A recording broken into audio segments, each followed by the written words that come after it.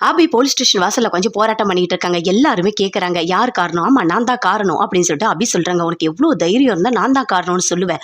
அப்ப அந்த போதைப் பொருளுக்குலாம் நீ தான் காரணமா? இந்த பொண்ணை சும்மா விடக்கூடாது அப்படின்னு சொல்லிட்டு அங்க இருக்க எல்லாருமே சேர்ந்து கல் எடுத்து அடிக்கிறாங்க. நிறுத்துங்க நிறுத்துங்க அப்படின்னு சொல்லிட்டு பாட்டி எல்லாருமே சேர்ந்து அப்படியே கத்துறாங்க. அதுக்குள்ள போலீஸ் ஸ்டேஷன் உள்ள இருந்து போன் வருது. அட்டன் பண்ணி பேசுறாரு.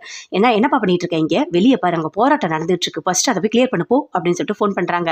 அட்டன் பண்ணி பேசுறாரு. அங்க இருந்து வர ராகவ் கிட்ட சொல்றாரு, அவங்க பாருங்க போராட்டம் எல்லாம் பண்ணிட்டு இருக்காங்க. என்னதான் பண்ணிட்டு இருக்காங்க? அவங்களை அரெஸ்ட் பண்ண சொல்றாங்க அப்படின்னு சொல்லிட்டு போலீஸ் சொல்றாங்க. ஒரு வாட்டி அபி என்கிட்ட வந்து பேச சொல்லுங்க அப்படின்னு சொல்லிட்டு ராகவ் சொல்றாரு. வெளியே போறாரு. போலீஸ் போய் சொல்றாரு, என்னம்மா என்ன பண்ணிட்டு இருக்கீங்க? எழுந்து வா, உங்ககிட்ட உங்க வீட்டுக்கார பேசணுமா, வா எழுந்து அப்படின்னு சொல்லிட்டு கூப்பிடுறாரு.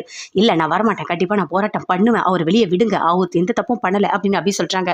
நீ வரியா இல்லையா அப்படின்னு சொல்லிட்டு போலீஸ் கூப்பிட்டு உள்ள போறாங்க. உள்ள போயிட்டு ராகவ் பேசுறாரு.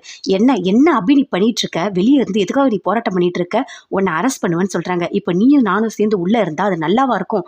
அது எவ்வளவு கஷ்டமா இருக்கும் பாட்டிக்கு. எதுக்காக நீ இப்படி பண்ணிட்டு இருக்க? இங்க பாரு, நல்லா தெரிஞ்சுக்கோ, நம்ம கிட்ட கிளியர் எவிடன்ஸ் இல்லை, அதனால எதுவுமே பண்ண முடியாது. நீ பாட்டியை கூட்டிட்டு எல்லாரும் சேர்ந்து வீட்டுக்கு போங்க அப்படின்னு சொல்லிட்டு ராகவ் சொல்றாரு. எல்லாரும் அக்கிபா எனக்கு ரொம்ப கஷ்டமா இருக்கு, உங்களை என்னால வெளியே எடுக்க முடியல, என்ன பண்றது எனக்கு தெரியல அப்படின்னு சொல்றாங்க. இங்க பாரு, நீங்க எதுவுமே பண்ண வேண்டாம், அமைதியா போயிடு அப்படின்னு சொல்றாரு. அங்க இருந்து அப்படியே போறாங்க. ஒரு நிமிஷம் இங்கே இருமா, வெளியே போனா பிரச்சனை ஆயிடும், நீ இங்கே இரு, கொஞ்ச நேரம் கழிச்சு வெளியே போ அப்படின்னு சொல்லிட்டு போலீஸ் சொல்றாங்க. அங்கேயோ கஞ்சிட்டு இருக்காங்க. ரொம்ப ஃபீல் பண்றாங்க. அப்படியே ராகவை பார்த்து பயங்கரமா ஃபீல் பண்ணிட்டு இருக்காங்க.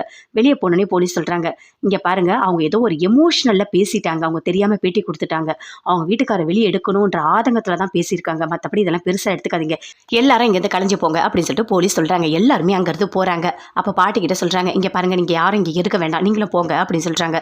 போலீஸ் சொல்லிட்டு உள்ள போறாங்க. அப்ப பாட்டி சொல்றாங்க, இங்க பாரு பார்வதி, நீ உங்க வீட்டுக்கார கூட்டிட்டு வீட்டுக்கு போ, ஏன்னா அவருக்கு வந்து உடம்பு சரியில்லை, சரியா, நீ கூட்டிட்டு போ, பாத்துக்கலாம் அப்படின்னு சொல்றாங்க. ஆமாங்க, நீங்க வீட்டுக்கு வாங்க, கண்டிப்பா நல்லதே நடக்கும், எல்லாமே நல்லதாவே நடக்கும் அப்படின்னு சொல்லிட்டு அங்க வந்து கூட்டிட்டு போறாங்க. எல்லாரும் சேர்ந்து வீட்டுக்கு வாங்க போகலாம் அப்படின்னு சொல்லிட்டு எல்லாருமே வீட்டுக்கு போறாங்க. அப்போ முரளி யோசிக்கிறாரு, என்ன அபி செல்லம், எதுக்காக நீ இப்படி போராட்டம் பண்ற? எதுக்கு கல்லடிலாம் வாங்குற? ஏன் செல்லம், நீ என்னோட செல்லம், எதுக்காக நீ அந்த ராகவுக்காக இவ்வளோ கஷ்டப்பட்டுட்டு இருக்க? என்னால் தாங்கவே முடியல அப்படின்னு சொல்லிட்டு முரளி மனசுக்குள்ளேயே நினச்சிக்கிட்டு அங்கேருந்து போறாரு. எல்லாருமே வீட்டில் பேசிட்டு இருக்காங்க. அப்போ சுந்தரி சொல்றாங்க, என்னோட ராகவை இப்படி பண்ணிட்டாங்களே, ஐயோ அவனுக்கு நாளைக்கு தண்டனை கொடுத்துட்டா என்ன பண்ணுவேன் எனக்கு தெரியலையே, நான் கஷ்டப்பட்டு அவனை வளர்த்தேன், இங்கே பாருங்க நல்லா தெரிஞ்சுக்கங்க, அவனுக்கு பதில் நான் உள்ளே போக முடியுமா, ஏதாவது வழி இருக்கான்னு சொல்லிட்டு நீங்கள் லாயர்கிட்ட கேளுங்க, நான் ஜெயிலுக்கு போகிறேன், ராகவ் நல்லா இருக்கட்டும், அவன் நல்லா வாழ்ந்த புள்ள அப்படின்னு சொல்கிறாங்க. அதை அப்படியே முரளி பார்க்குறாரு. பாப்பா உலகமகா நடிப்பு, உங்களை மாதிரி யாராலுமே நடிக்க முடியாது அப்படின்னு சொல்லிட்டு அப்படியே பார்த்துட்ருக்காங்க. பார்த்துட்டு அப்படியே பார்க்குறாங்க, முரளியை பார்க்குறாங்க. சுந்தரி பார்த்துட்டு உள்ளே போகிறாங்க.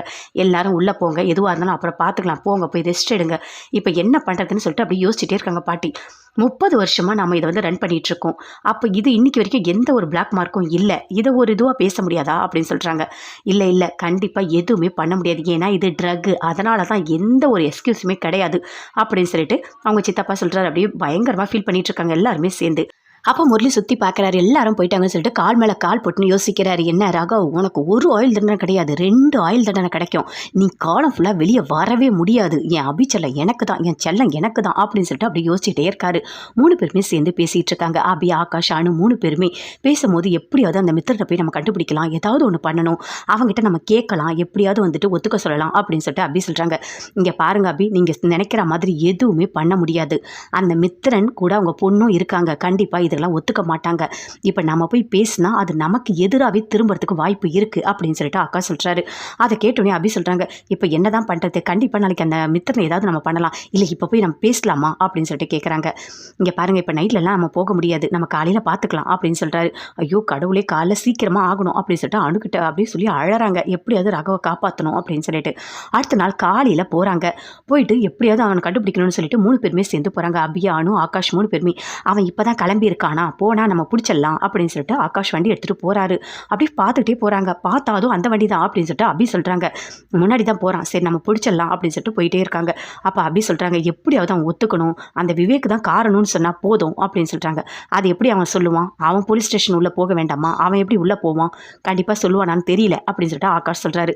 அதை கேட்டோன்னே அவங்க பொண்ணுக்கும் மனசு இருக்கும்ல, நம்ம ஏதாவது பேசி பார்க்கலாம், கண்டிப்பாக ஏதாவது ஒரு முயற்சி பண்ணலாம் அப்படின்னு சொல்லிட்டு அபி சொல்கிறாங்க.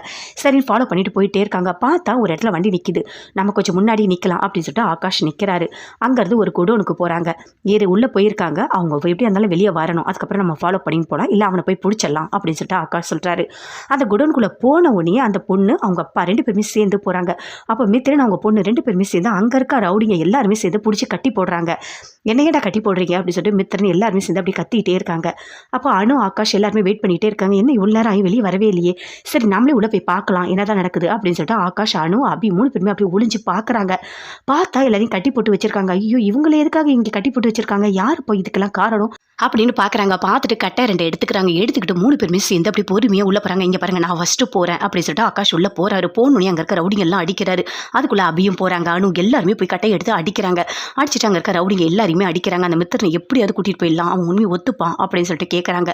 கேட்கறதுக்குள்ளேயே அதுக்குள்ளேயே ஷூட் பண்ணிடுறாங்க. அப்படியே மித்திரன் கீழே விழுறாரு. ஐயோ அப்படின்னு சொல்லிட்டு அது 3 பேருமே அப்படியே திரும்பி பார்க்குறாங்க யாராக இருக்கும் அப்படின்னு சொல்லிட்டு. ஆனால் கை மட்டும் தான் தெரியுது. அப்படியே பார்த்து பயங்கரமாக ஷாக் ஆகுறாங்க. இப்போ நமக்கு இருந்த ஒரே சாட்சி இவன் தான், இவனையும் ஷூட் பண்ணிட்டாங்களே, இப்போ என்ன படத்தே தெரியலையே அப்படின்னு சொல்லிட்டு அபி பயங்கரமாக ஃபீல் பண்ணுறாங்க. இப்போ என்ன படத்தே தெரியலையே, ராகவ் எப்படி காப்பாற்ற போறேன்னு தெரியல, இந்நேரம் கோர்ட்டுக்கு கூட்டிகிட்டு போயிருப்பாங்க, கண்டிப்பாக இந்த தண்டனை கொடுத்துருப்பாங்க அப்படின்னு சொல்லிட்டு அபி பயங்கரமாக ஃபீல் பண்ணிகிட்டு இருக்காங்க. ராகவ கோர்ட்டுக்கு கூட்டிகிட்டு போகிறாங்க. கூட்டிகிட்டு போனோன்னே கேட்குறாங்க, இங்கே பாருங்கள் நீங்கள் வந்து ட்ரக்ஸு கடத்தது எல்லாமே உண்மைதானா அப்படின்னு சொல்லிட்டு கேட்குறாங்க. இந்த ட்ரக்ஸுக்கும் என்னோட குடும்பத்தை சார்ந்த யாருக்குமே எந்த சம்மந்தமே இல்லை அப்படின்னு ராகவ் சொல்கிறாரு. சரி, உங்கள் பக்கம் இருந்து எந்த ஒரு உண்மையும் கண்டுபிடிக்கல, அதனால் நீங்கள் தான் குற்றத்தை பண்ணன்னு ஒத்துக்கிறீங்களா அப்படின்னு சொல்லிட்டு அங்கே கேட்குறாங்க.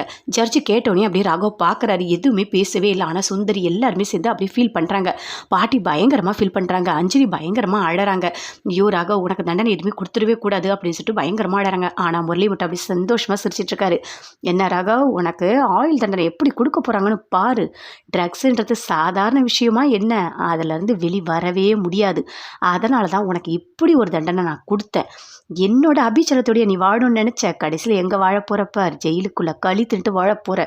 வாழ்டா வாழ், இதை தாண்டா நான் எதிர்பார்த்தேன் அப்படின்னு சொல்லிட்டு அப்படியே சந்தோஷமாக சிரிச்சுக்கிட்டே முரளி பார்க்குறாரு. ராகவ் எதுவுமே பேசவே இல்லை, அப்படியே அமைதியாக இருக்காரு. சொல்லுங்கள், நீங்கள் குற்றத்தை ஒத்துக்கிறீங்களா அப்படின்னு சொல்லிட்டு கேட்குறாங்க. ஆகாஷ் அபிகிட்ட சொல்கிறாங்க, இதுக்கு மேலே நம்ம இங்கே இருந்தால் நல்லா இருக்காது, வாங்க நம்ம போகலாம்.